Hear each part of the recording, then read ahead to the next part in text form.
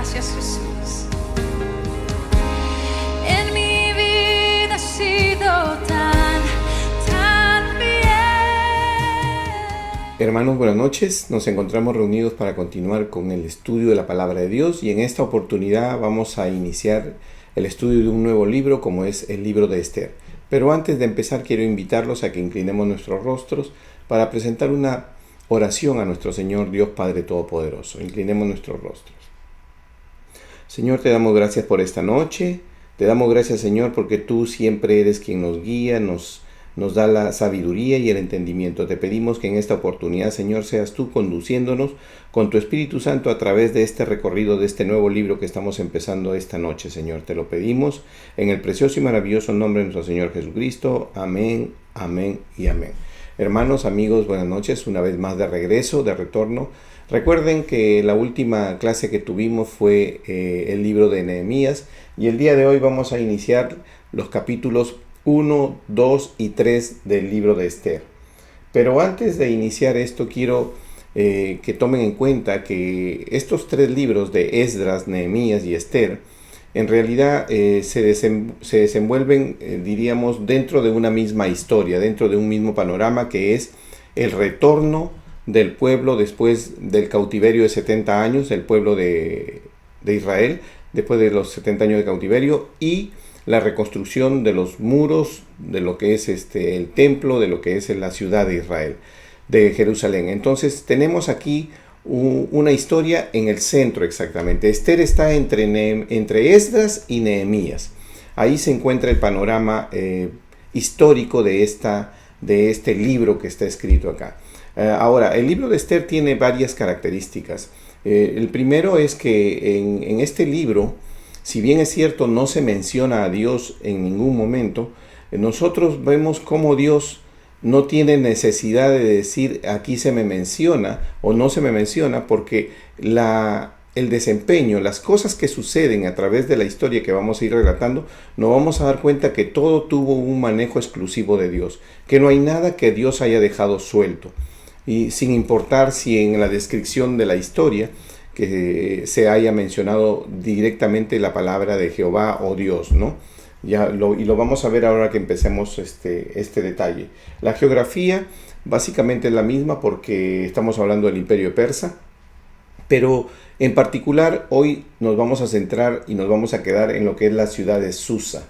Ahí es donde va a suceder todos los elementos, todas las cosas que tienen que ver con este rey de Persa que está envuelto en esta historia, y vamos a darnos cuenta lo grande y maravilloso que es. Entonces los invito a que vayamos al capítulo 1, versículo 1 de la historia del libro de Esther. Este libro empieza relatando una historia donde vamos a ver que ya tenemos una reina persa, una reina que está asociado con este rey Asuero. Pero algo interesante aquí es que después de que empecemos a leer y veamos lo que sucede en la historia con esta reina, vamos a ver cómo esta mujer judía, esta mujer hebrea, es tomada como reina, Esther, pero en realidad nos perdemos de muchos detalles que suceden, porque primero nunca se evidencia su calidad de judía o hebrea antes de ser nombrada reina. ¿Qué quiere decir? De que cuando fue traída, de una u otra manera, cuando fue traída y preparada para este evento de ser escogida reina, ella tenía que haber presentado un desenvolvimiento con conocimiento de lo que es las costumbres persas, la historia persa, el idioma persa. ¿Por qué? Porque era una muchacha joven. Recuerden que habían pasado 70 años de cautiverio cuando hicieron la disposición de retornar, y retornaron, y estamos hablando entre el libro de Esdras y de Nehemías, estamos hablando aproximadamente 50 años más.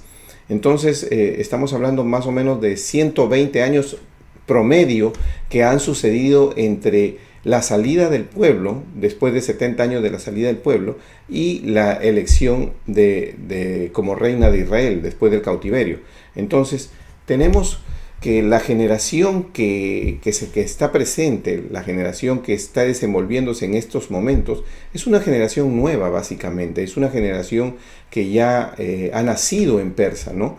Y por eso sabemos que cuando un rey escoge una dama, que no solamente tiene que tener ciertas características como que ser virgen, sino que son preparadas en cuanto a la cultura y todo esto, sino que además vemos aquí que tiene que ser joven, ¿no? Porque nadie escoge una reina como una mujer mayor, una mujer ya avanzada en edad. Entonces vemos aquí que traen y van y buscan vírgenes y traen a lo que vendrían a ser los eunucos, que son aquellas personas que preparan de una u otra manera a estas mujeres para después ser presentadas al rey, para que el rey pueda elegir con cuál de ellas se queda. Y nos vamos a dar cuenta que Esther realmente es una mujer que se inserta muy fácil en el grupo que es llamado. Y lo vamos a ir viendo a través de la historia más detalladamente, pero hago esta mención genérica para que pongamos en nuestra mente que Esther fue una mujer joven que nació en lo que es persa, que tenía la cultura persa en conocimiento, que hablaba el idioma persa y probablemente lo hablaba sin acento, sin una distinción porque creció en el pueblo persa. Y si no, pensemos en cómo nosotros nos desenvolvemos cuando somos inmigrantes de un pueblo a otro, cómo vamos adquiriendo las costumbres, cómo vamos adquiriendo el idioma. Y nuestros hijos, que usualmente nacen en los lugares donde estamos viviendo, que pueden ser en diferentes países, suelen adquirir el idioma sin el acento, ¿no? Y esto es lo que sucede. Entonces vemos que estamos llegando a la historia ya con una mujer crecida, con una mujer que ya se ha educado bajo todo el dominio persa. Y también vemos que es una de las personas que no retornó voluntariamente a la nueva Jerusalén, a la reconstrucción de Jerusalén. No retornó. Entonces, porque recuerden que cuando estudiamos el libro de Esdras, se dice que todos los que retornaron fueron los que quisieron. No fueron obligados ni mandados a retornar. El rey Ciro abrió las puertas y dijo: todo el que desee puede volver.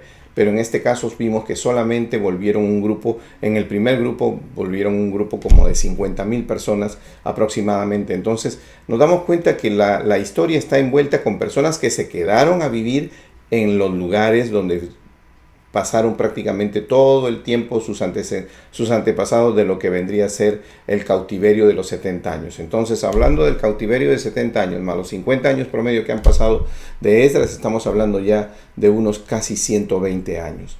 Por eso es que esta historia que se ubica en este momento empieza de esta manera, y los invito a que vayamos al capítulo 1, versículo 1. Y dice: la reina Vasti desafía a Asuero.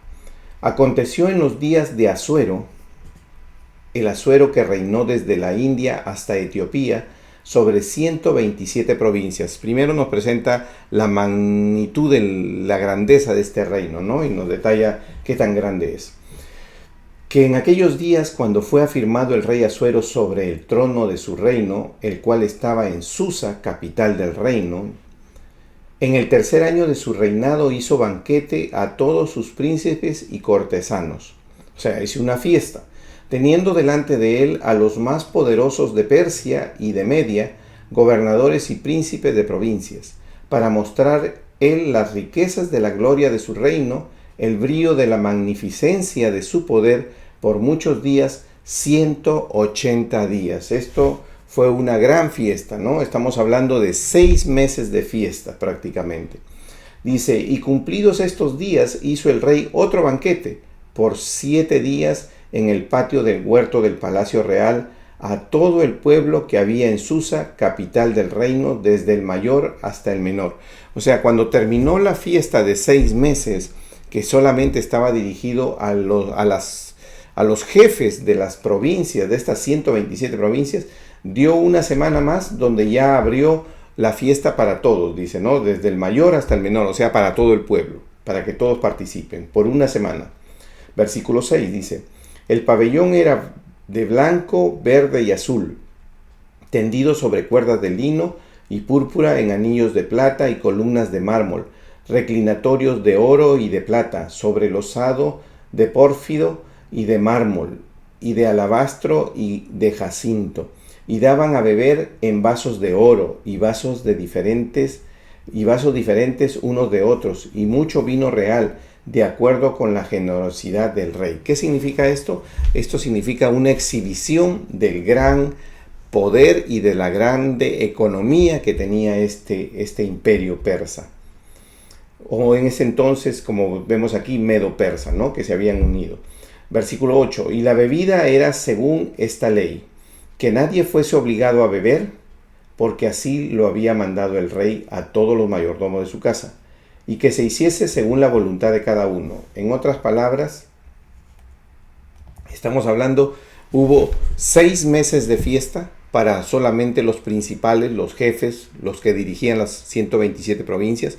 Posteriormente, terminada esa fiesta, se abrió una segunda fiesta de 7 días para todo el pueblo en general. Todos los que vivían en Susa estaban invitados al palacio, y se dio la orden de que pueden tomar, no había obligación de beber vino, o sea, de embriagarse. El que desea lo podía hacer y el que no, no. Y tampoco había límite para el que deseaba embriagarse, o sea, el que deseaba embriagarse podía tomar hasta donde él quisiera, hasta donde su físico y su conciencia se lo permitiera, porque el rey no había puesto ningún límite. Observen ustedes cómo realmente este rey vivía en un relajo, por decirlo así, ¿no? Vivía desenvolviéndose en lo que es la gloria y la grandeza de su poder. Por eso es que podía darse fiesta de seis meses y una fiesta extra de una semana.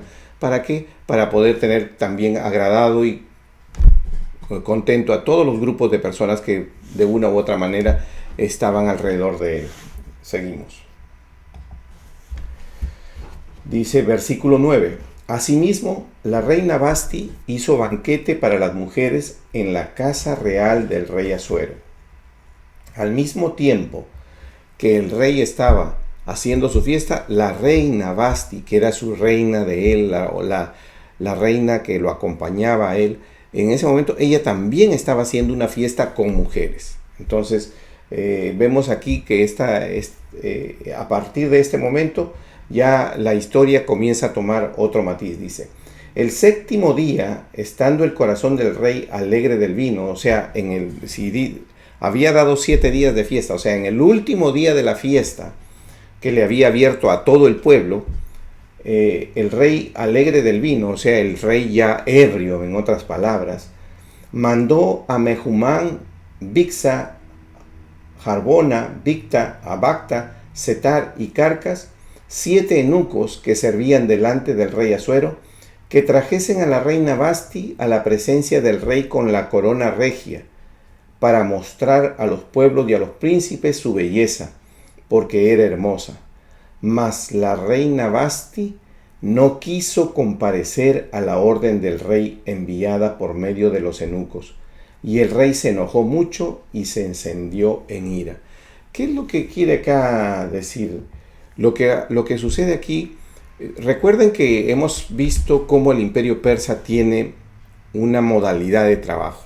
Cuando hemos estudiado Esdras, cuando hemos estudiado Nehemías, nos damos cuenta que todas las cosas, todos los decretos, todas las órdenes que los reyes de Persa hacen son órdenes inquebrantables, son órdenes que no se pueden dejar de cumplir, son órdenes que no se retrotraen, que no después de que haberse dado se desiste. Ellos tienen la firmeza de que cuando ellos dan una orden se cumple sí o sí. Así es la política. Y a veces, como hemos visto en la historia, a través de Daniel, a través de Esdras, nos damos cuenta que inclusive si es en contra de alguien con el que ellos se sienten afinidad o amistad, una vez que dan la orden, ya no hay manera de poder cancelar esas órdenes. Entonces, aquí lo vimos en Daniel cuando fue arrojado al foso de los leones, pese a la amistad que lo reunía en ese momento con el rey persa, no pudo hacer nada hasta el día siguiente que Dios lo guardó, ¿no? Y lo pudo recuperar. Pero igualmente aquí vamos a ver la misma mecánica para la historia, y ya vemos aquí que el rey empieza llamando a la reina Vasti, y la reina Vasti se niega a venir, y obviamente el rey se molestó, dice la historia, ¿no? Seguimos. Versículo 13. Preguntó entonces el rey a los sabios que conocían los tiempos, porque así acostumbraba el rey con todos los que sabían la ley y el derecho. O sea, el rey en ese momento lo que hizo fue traer a su corte de consejeros y los sentó y les preguntó. Y estaban junto a él Carsena, Setar, Admata, Tarsís, Meres, Marsena, Memucán, 7 príncipes de Persia y de Media que veían la cara del rey y se sentaban los primeros del reino. Les preguntó qué se había de hacer con la reina Vasti según la ley, por cuanto no había cumplido la orden del rey Asuero, enviada por medio de los eunucos. Y dijo Memucán, delante del rey de los príncipes, no solamente contra el rey ha pecado la reina Vasti, sino contra todos los príncipes y contra todos los pueblos que hay en todas las provincias del rey Asuero. Porque este hecho de la reina llegará a oídos de todas las mujeres, y ellas tendrán en poca estima a sus maridos, diciendo, el rey Asuero mandó traer delante de sí a la reina Vasti, y ella no vino. Que en realidad lo que aquí vemos es una afirmación del poder, ¿no? Vemos cómo este rey da una orden y vemos cómo el consejo dice, cuando usted está en liderazgo, cuando usted está en el comando general y usted permite de su entorno, de su familia, que alguien haga algo, eso va a ocasionar, va a repercutir en todo el pueblo.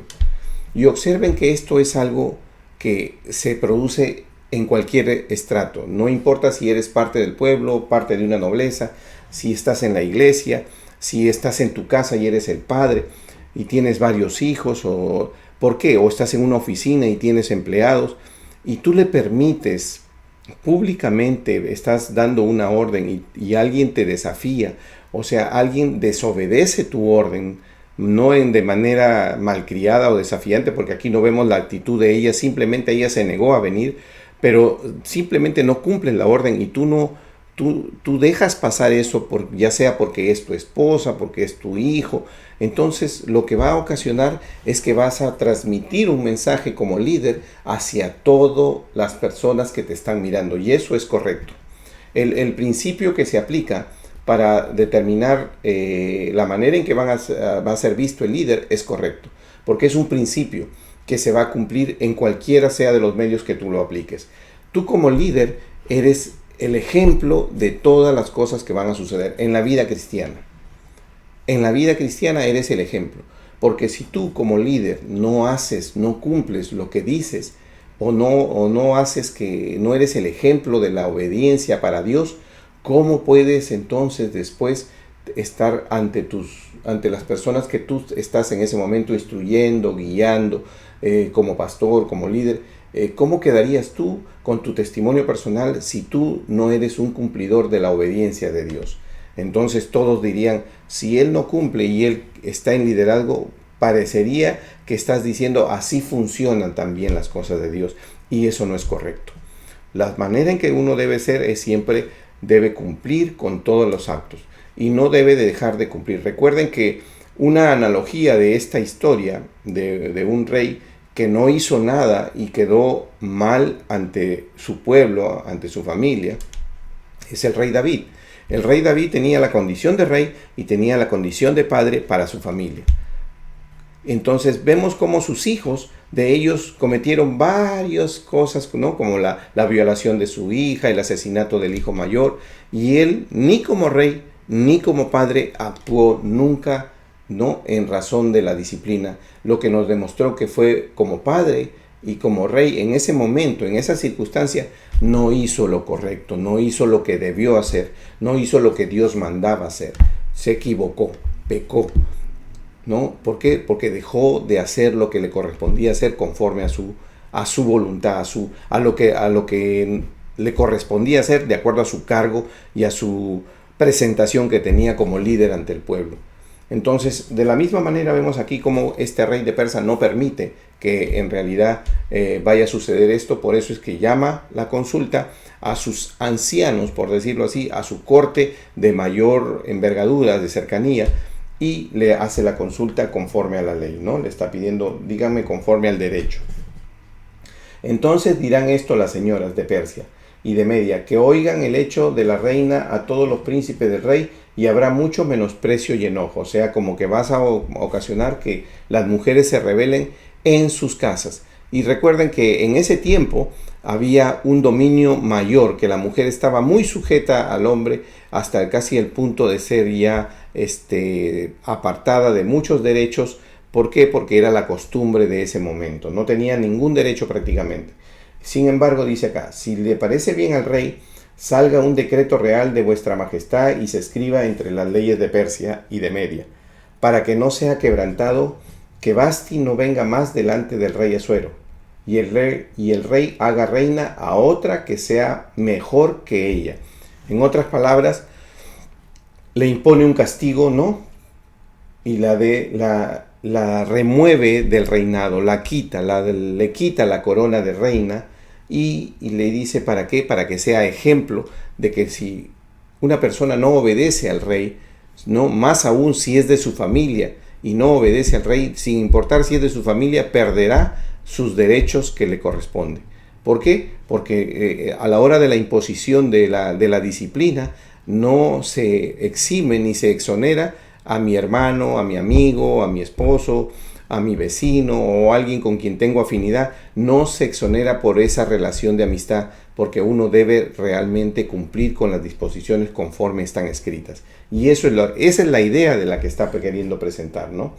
Y vemos aquí, dice versículo 20, y el decreto que dicte el rey será oído en todo su reino, aunque es grande, y todas las mujeres darán honra a sus maridos desde el mayor hasta el menor. O sea que dio un decreto para todo el pueblo, no dio un decreto solamente para los principales, para los que eran jefes, no, para todos, para todo aquel hombre que se encontraba casado con una mujer y vivía en una casa, dio un decreto de afirmar la autoridad del hombre como el hombre de la casa, y que las mujeres deberían sujetarse a ellos, ¿no?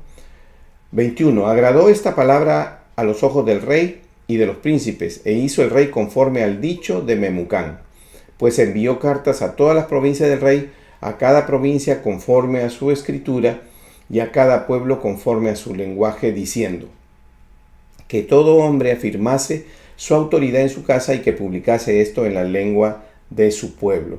Como ustedes pueden ver, en esta historia de este capítulo, en ningún momento vemos o entendemos la razón por la cual Vasti no vino ante el rey. Suponemos que simplemente ejerció el derecho de su voluntad de decidir no ir. Porque si vemos el contexto de la historia, nos vamos a dar cuenta de que él estaba estaba en una fiesta que había durado primero 6 meses y después 7 días. Y recuerden que en los últimos 7 días se habla de una libertad total de tomar o no tomar, y una libertad de tomar lo que tú quieras tomar. No nos dice la historia que él estaba, empieza la historia diciéndonos que él estaba alegre por el vino, o sea, estaba embriagado ya ese 7º día, estaba ya él no en una condición dable, pero aún así se nota que hay cierta ecuanimidad, porque estando él en una condición no 100% ecuánime, porque había ingerido alcohol, él llama a su corte y toma una decisión, ¿no?, dentro de lo que es una consulta con sus ancianos para dar la mejor decisión. Y vemos cómo esto termina en la destitución de la reina, y ya entramos ahora a un escenario donde el rey ya empieza un reinado sin reina.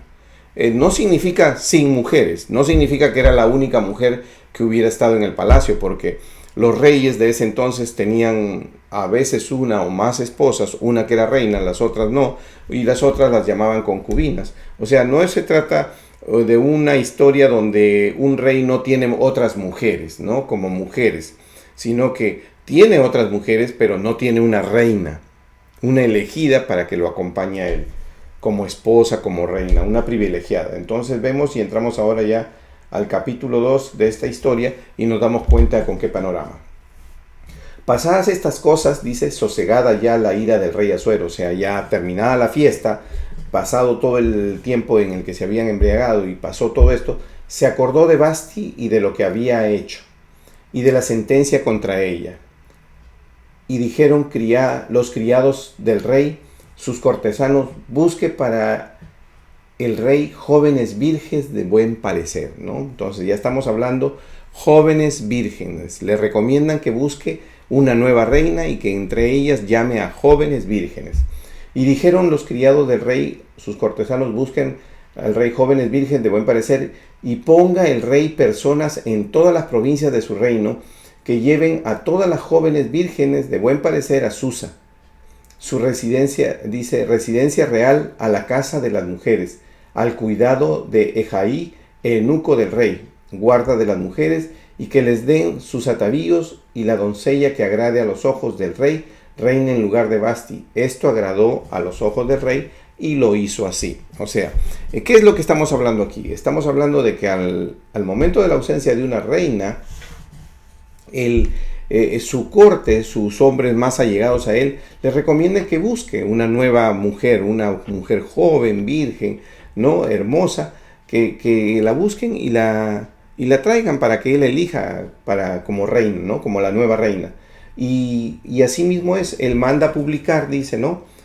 Un decreto para que todas las mujeres jóvenes, vírgenes, de buena presencia, ¿no? Vengan y estén ante los cuidados de este eunuco Ejaí. ¿Por qué? ¿Por qué ante los cuidados de este eunuco? Porque como ustedes saben y lo hemos estudiado en la historia pasada, siempre hay los que trabajan en la corte del rey y que están involucrados con las mujeres del rey son eunucos. Son hombres que han sido castrados. ¿Para qué? Para que se dediquen exclusivamente con el trato de mujeres y no haya estos problemas de que las estén mirando con diferentes ojos, que no sea su trabajo de ayudarlas a embellecerse para el rey o educarlas para el rey. Y esto es lo que va a pasar, ¿no? Entonces, aquí vamos a ver cómo realmente vienen estas mujeres, se presentan y comienzan a tener un tratamiento de belleza prácticamente, un tratamiento de piel, un tratamiento, ¿no? de cultura, de educación, de repente, para que sean presentadas al rey, para que el rey pueda elegir quién va a ser la reina. Seguimos. Entonces, vemos aquí que dice, versículo 5, había en Susa residencia real un varón judío, cuyo nombre era Mardoqueo, hijo de Jair, hijo de Simei, hijo de Cis, del linaje de Benjamín.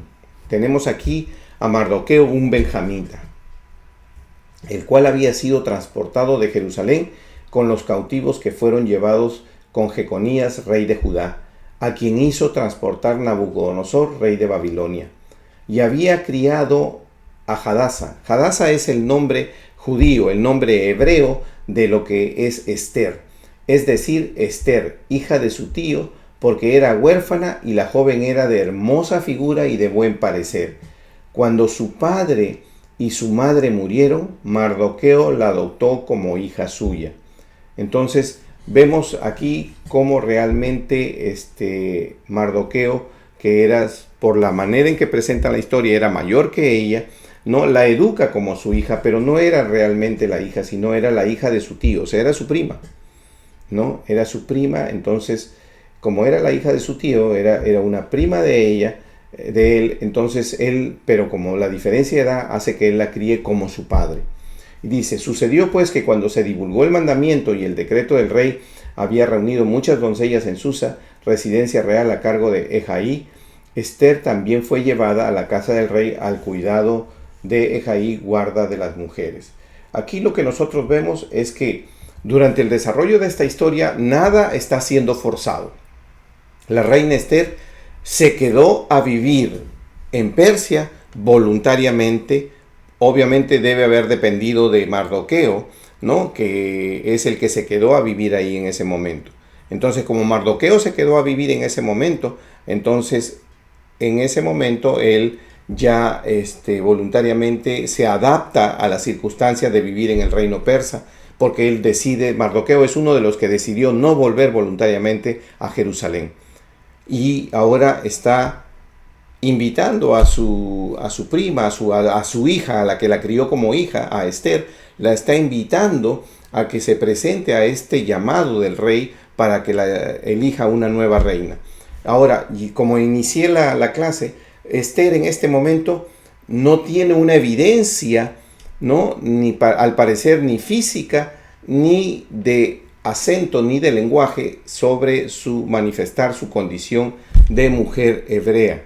¿Por qué? Porque vamos a ver cómo ella, sin decir en ningún momento declarar que es hebrea, ella ingresa en este tiempo a este evento para ser elegida por rey. Ahora, hasta aquí no ha sucedido ningún problema con Mardoqueo, no tenemos en la historia ninguno. Hasta aquí solamente ha habido problemas a nivel corte con los persas.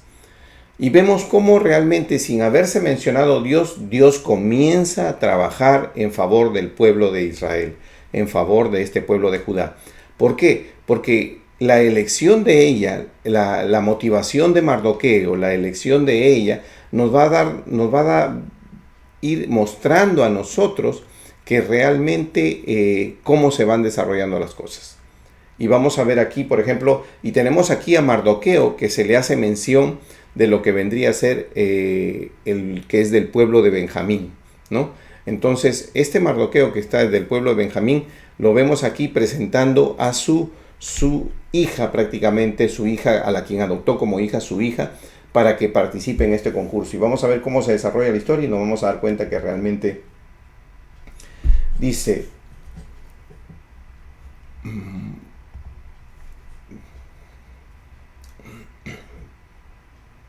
Versículo 8, sucedió pues que cuando se divulgó el mandamiento y el decreto de ley que había reunido a muchas doncellas en Susa, su residencia real a cargo de Hegai, Esther, también fue llevada a la casa del rey, dice, al cuidado de Hegai, guarda de las mujeres, ¿no? Entonces, de ahí sigue en el versículo 9, y la doncella agradó a sus ojos y halló gracia delante de él, por lo que hizo darle prontamente atavíos y alimentos.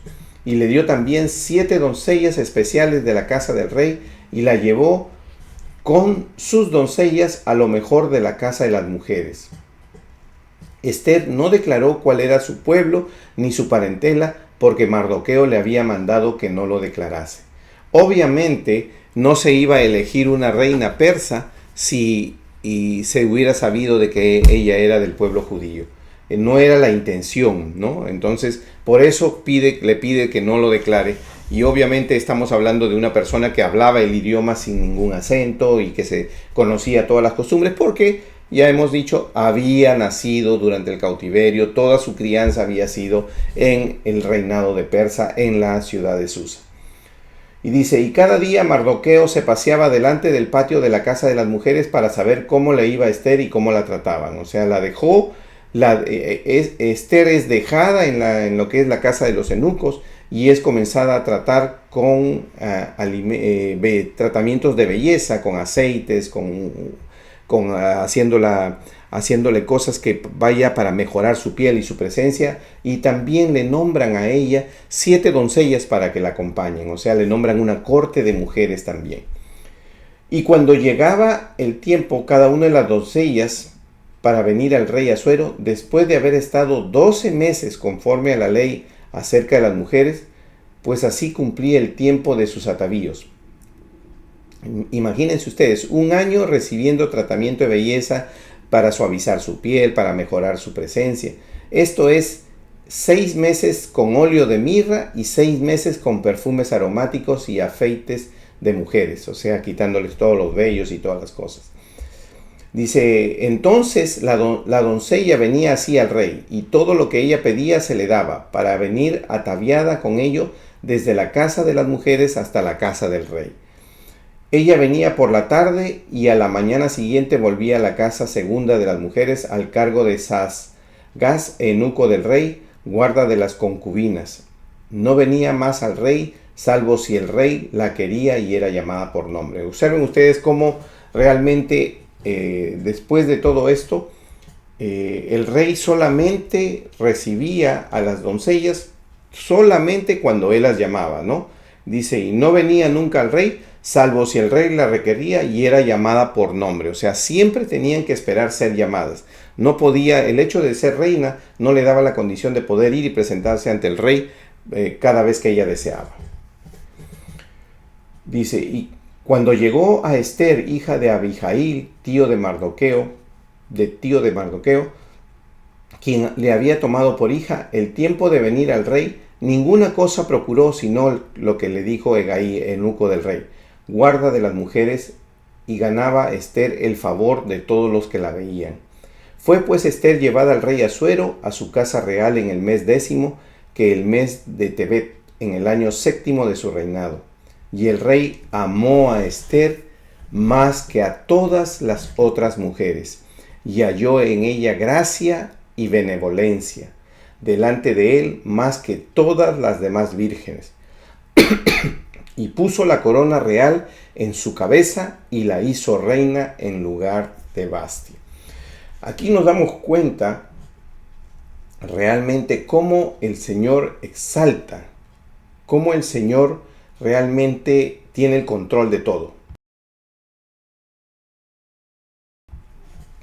¿Por qué? Porque vemos aquí que en todo momento el Señor tiene el control. Sabemos que Él es el que conoce lo que ha pasado, lo que está pasando y lo que va a pasar. Por eso es que Él comenzó a trabajar en esto con Vasti y con Mardoqueo, para que vemos nosotros cómo la mano de Dios la va conduciendo y la pone en un lugar privilegiado. Recuerden que de una u otra manera José fue puesto en un lugar privilegiado, habiendo pasado toda una serie de problemas. Vemos cómo José en ese lugar privilegiado al final hace una declaración grande a sus hermanos cuando le dice: ustedes no me trajeron aquí, ustedes no me vendieron, ustedes no fueron los que responsables de que yo esté en la cárcel, de que no, fue Dios quien me puso aquí para que en este momento, hoy que hay la sequía, yo los pueda ayudar. De la misma manera, esta es una historia repetitiva de lo que podríamos decir José. Está puesto en este lugar, ella está puesta en este lugar porque va a ser el elemento clave para que después pueda ayudar al pueblo de Israel. Se va a ser la intercesora en favor del pueblo de Israel para evitar que éste muera, para evitar que éste después sea destruido. Y lo vamos a ver a través de la historia cómo se va desenvolviendo. Dice, ¿no? Versículo 18, hizo luego el rey un gran banquete a todos sus príncipes y siervos, el banquete de Esther, y disminuyó tributos a las provincias e hizo y dio mercedes conforme a la generosidad real. O sea, nos damos cuenta aquí que realmente el rey se alegra y después de eso se hace otra fiesta nuevamente para presentarla, obviamente, como tener la nueva reina que tiene Persia, ¿no? Y recuerden que hasta este momento nadie sabe, nadie conoce que ella es de procedencia hebrea. Mardoqueo denuncia una conspiración contra el rey. Cuando las vírgenes eran reunidas la segunda vez, Mardoqueo estaba sentado a la puerta del rey, y Esther, según le había mandado Mardoqueo, no había declarado su nación ni su pueblo, porque Esther hacía lo que le decía Mardoqueo cuando él la educaba. O sea, Esther siempre obedecía el consejo de su padre. En aquellos días, estando Mardoqueo sentado en la puerta del rey, se enojaron Bigtán y Teres, dos eunucos del rey, de la guardia de la puerta, y procuraban poner mano en el rey Asuero. Cuando Mardoqueo entendió esto, lo denunció a la reina Esther, y Esther le dijo al rey en nombre de Mardoqueo. Se hizo investigación del asunto y fue hallado cierto, por tanto los dos eunucos fueron colgados en una horca, y fue escrito el caso en el libro de las crónicas del rey. A raíz de todos estos eventos, miren cómo crean las circunstancias. Dios, que es quien tiene el control y el dominio de todo, en ese momento no solamente ya colocó a Esther en un lugar privilegiado para que sirva de nexo, de conexión para poder llegar al rey y poder actuar, sino que además crea una circunstancia en la que vemos que Mardoqueo es el testigo presencial, es el testigo que puede percibir la sublevación de dos eunucos persas contra el rey, contra su rey. Entonces él procede a hacer la denuncia y el rey hace la investigación. O sea, vemos aquí un rey que no es que actúa violentamente y va y saca y mata, no, realiza una investigación, determina una responsabilidad y termina, ¿no?, eliminando a estos dos eunucos en la horca. Pero no solo eso, sino que vemos aquí como ya Mardoqueo también está en una posición privilegiada, está entregando un favor al rey. ¿no? Le está protegiendo la vida. Vemos aquí tanto a Esther, que se ha ganado la confianza del rey, y a Mardoqueo, que actuó en favor del rey de Persia. Seguimos, capítulo 3. Dice, después de estas cosas, o sea, ya esto pasó la elección, ya Esther es la reina, Mardoqueo ya pasó de librar al rey de este atentado que tuvo contra su vida. Entonces ahora dice, después de estas cosas, el rey Asuero engrandeció a Amán, hijo de Amedata, Agageo, y le honró y lo puso en silla sobre todos los príncipes que estaban en él. ¿Quién es Amedata? Era un agageo, o sea, no era un persa, era un hombre adicionado al imperio persa que de una u otra manera trabajó y sirvió fielmente al imperio persa. Entonces el rey Asuero toma a este hombre y lo ayuda y lo promueve y llega a tener muy alta consideración. Versículo 2. Y todos los siervos del rey que estaban a la puerta del rey se arrodillaban y se inclinaban ante Amán, porque así lo había mandado el rey. Pero Mardoqueo ni se arrodillaba ni se humillaba.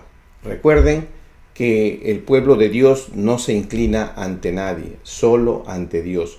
Y esta era una inclinación de sumisión, de sometimiento, ¿no? Hacia un hombre que no, al que reconocían de repente o idolatraban más allá que de hombre. Entonces Mardoqueo no hacía eso. Mardoqueo no se arrodillaba ni se humillaba ante este hombre.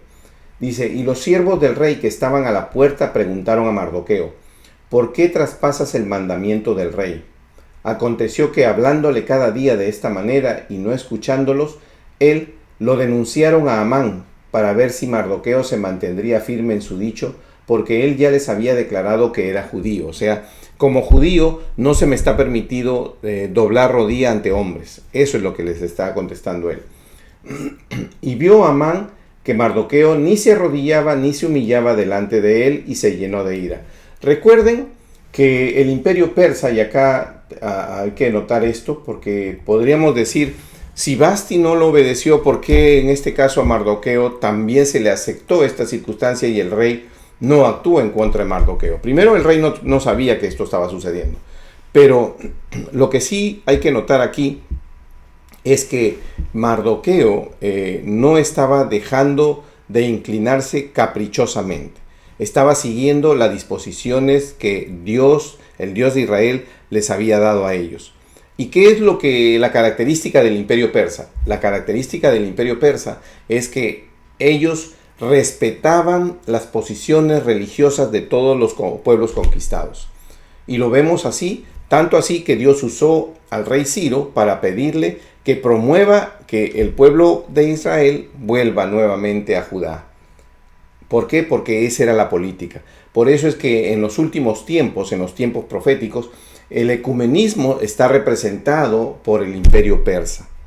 ¿Por qué? Porque era el único imperio que no trató de quitarle la identidad a los conquistados, que no trató de quitarle su adoración a su Dios a los conquistados y ponerle el Dios persa. No, les permitió a todos los diferentes pueblos conquistados que continuaran con su identidad de pueblo y que continuaran con la adoración a su Dios.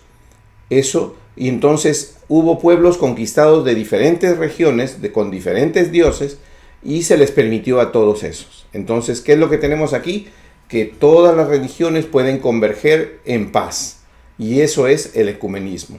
Y aquí tenemos la muestra de lo que es el ecumenismo, el imperio persa, que lo tenemos en las visiones de Daniel como un oso, y después lo tenemos en lo que es la descripción de Apocalipsis, que donde habla de la última bestia, donde dice que es una bestia con pies de oso, o sea, trayendo a mención a lo que es boca de león, alas de...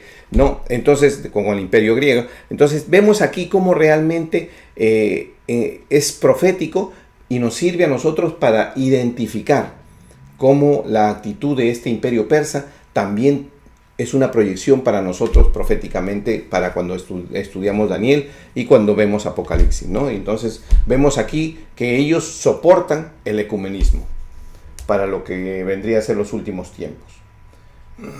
Entonces, seguimos. Dice, y vio Amán que Mardoqueo dice, ni se arrodillaba, ni se humillaba delante de él, y se llenó de ira, pero tuvo un poco poner, dice, ¿no? A mano en Mardoqueo solamente, pues ya le habían declarado cuál era el pueblo de Mardoqueo, y procuró Amán destruir a todos los judíos que había en el reino de Asuero y el pueblo de Mardoqueo, al pueblo de Mardoqueo. O sea, le dijeron, Mardoqueo no se arrodilla ante ti, y encima es judío. Entonces él decidió irse contra Mardoqueo y contra todo el pueblo judío. Pero recuerden que Amán nunca se dio cuenta que él no se arrodillaba. Por ejemplo, acá vemos que hubo personas que lo denunciaron, o sea que él nunca se había percatado que él no se inclinaba ante Mardoqueo, que Mardoqueo no se inclinaba ante él. Versículo 7 dice, en el mes primero, que es el mes de Nisán, en el año 12º, el rey Asuero fue echada Pur. Por esto, la suerte delante de Amán, suerte para cada día y cada mes del año. Y salió el mes 12º, que es el mes Adar. Pur es una fiesta que se conoce en el pueblo de Dios como la fiesta de Purín, donde ellos tienen esta fiesta celebrando la liberación de la muerte por parte de Amán del pueblo judío, del pueblo persa, porque Amán le pide al rey que emita un decreto para matar a todos los judíos. Entonces, en vista del fracaso de al final de la historia, vamos a ver que esto fracasa, nos vamos a dar cuenta cómo realmente el pueblo judío después tiene una fiesta que se llama la fiesta de Purín. Y Pur, su definición de Pur es suerte, ¿no? O sea, la fiesta de Purín es la fiesta de la suerte prácticamente, porque es así como empieza este problema. Seguimos. Y dijo Amán al rey Asuero, hay un pueblo esparcido y distribuido entre los pueblos, entre todas las provincias de tu reino, y sus leyes son diferentes a las de todo el pueblo, y no guardan las leyes del rey, y al rey nada le beneficia el dejarlos vivir. Si place al rey, decrete que sean destruidos, y yo pesaré 10,000 talentos de plata a los que manejan la hacienda, para que sean traídos a los tesoros del rey. O sea, le pide que los destruya, pero también al mismo tiempo le ofrece un regalo producto de eso, ¿no? Y estamos hablando pues de una cantidad enorme de dinero, ¿no? En plata, que va a ser traído para la casa del rey. Entonces el rey se quitó el anillo de su mano y se lo dio a Amán. El anillo es el signo de la autoridad, es el sello que da fe del decreto del rey. Y lo dio a Amán, hijo de Amedá, Agageo, enemigo de los judíos, y le dijo, la plata que ofreces sea para ti, y asimismo el pueblo, para que hagas de él lo que bien te pareciera. Y le da la autorización prácticamente. Entonces en el versículo 12 dice, ¿por qué le da la autorización? ¿No? Primero pensemos, ¿por qué le da la autorización? Le da la autorización primero porque él no conocía que Esther era de ese pueblo.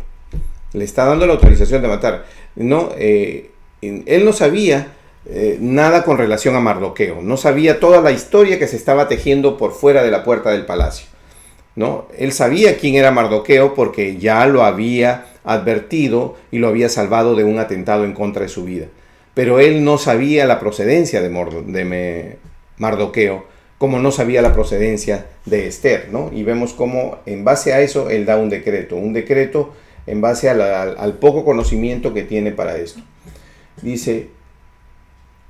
Entonces dice aquí en el versículo 10 dice, se quitó el anillo el rey. En el versículo 12 dice, entonces fueron llamados los escribanos del rey en el mes primero del día 13 del mismo, y fue escrito conforme a todo lo que mandó Amán. Y los sátrapas, que son las autoridades, ¿no?, locales del rey, dice, a los capitanes que estaban sobre cada provincia, y a los príncipes de cada pueblo, y a cada provincia según su escritura, y a cada pueblo según su lengua, en nombre del rey Asuero, fue escrito y sellado con el anillo del rey. Y fueron enviadas cartas por medio de correos a todas las provincias del rey, con la orden de destruir y matar y exterminar a todos los judíos, jóvenes y ancianos, niños y mujeres, en un mismo día, el día 13 del mes 12º, que es el mes de Adar, y de apoderarse de sus bienes. Este es el día en que se determina que debe ser eliminado, exterminado el pueblo judío, y este es el día que ellos toman para el pueblo judío en honor a lo que Dios les permitió ser salvados. Si bien es cierto, no se menciona la palabra de Dios, pero vemos cómo la mano de Dios nunca se apartó de ellos, y ellos la celebran como la fiesta del Purim, ¿no? Seguimos. Dice, la copia del escrito que se dio por mandamiento en cada provincia fue publicada a todos los pueblos a fin de que estuviesen listos para aquel día. Y salieron correos prontamente por mandato del rey, y el edicto fue dado en Susa, capital del reino, y el rey y Amán se sentaron a beber, pero la ciudad de Susa estaba conmovida. Observen ustedes cómo realmente terminamos este capítulo 3, viendo que el rey lo deja a Amán a actuar libremente por desconocimiento de la condición de su esposa, por desconocimiento de la condición del hombre que lo liberó de la muerte a él, ¿no? Él da simplemente una autorización. Y vamos a ver más adelante, en la próxima clase, cuando estudiemos, cómo este rey, después de percatarse de todo esto, no puede volver atrás, porque los decretos que ellos dan no se pueden dar para atrás. Hermanos, amigos, hemos terminado por el día de hoy la primera clase de Esther, y los invito a que me acompañen el próximo martes a las 8:30 de la noche. Gracias, Dios los bendiga.